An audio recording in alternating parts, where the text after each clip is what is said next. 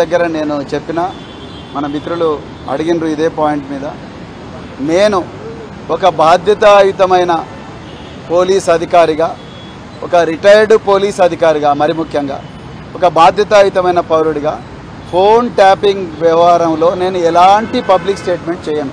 ఎందుకంటే ఇది phone tapping అనేది దేశ భద్రతకు సంబంధించిన విషయం. ఒకవేళ ఎవరైనా ఈ ఫోన్ ట్యాపింగ్లో తప్పులు అంటే ఫోన్ ట్యాపింగ్ అనే టెక్నాలజీని కానీ ఆ ప్రొసీజర్ని కానీ వాడుకొని మరి వాళ్ళ స్వార్థ ప్రయోజనాల కోసం వాడుకొని ఉంటే వాళ్ళు తప్పకుండా చట్టపరంగా శిక్షార్హులే.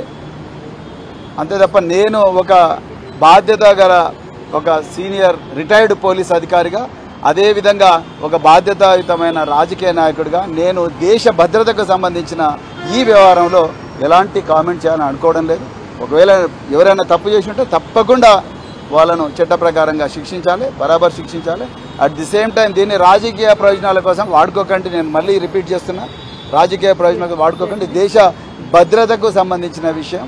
అందుకొరకు ఎలాంటి పరిస్థితులు కూడా నేను దీని మీద ఎలాంటి పబ్లిక్ స్టేట్మెంట్ ఇవ్వను మిత్రులారా. Thank you very much. అదే చెప్పిన కదా ఇప్పటివరకు నేను మళ్ళీ చెప్తున్నా, ఈ ఫోన్ ట్యాపింగ్ వ్యవహారం అనేది దేశ భద్రతకు సంబంధించిన విషయం. దాని మీద నేను ఎలాంటి పబ్లిక్ స్టేట్మెంట్ చేయను. మళ్ళీ అదే ప్రశ్న అడుగుతున్నాడు బ్రదర్. నేను చెప్పిన కదా.